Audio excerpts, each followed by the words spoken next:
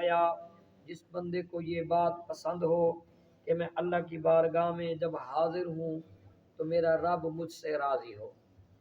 جو یہ چاہتا ہے کہ قیامت کے دن اللہ پاک راضی ہو، تو فرمایا اسے چاہیے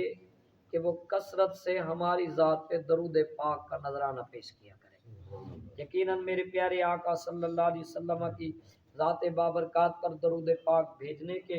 دنیا آخرت میں بے حد و بے شمار فضائل ہیں۔ حصول برکت کے لیے محبت اور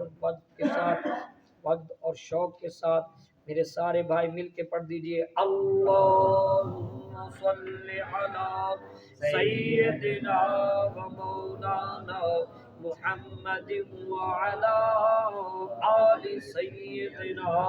و مولانا محمد وبارک وسلم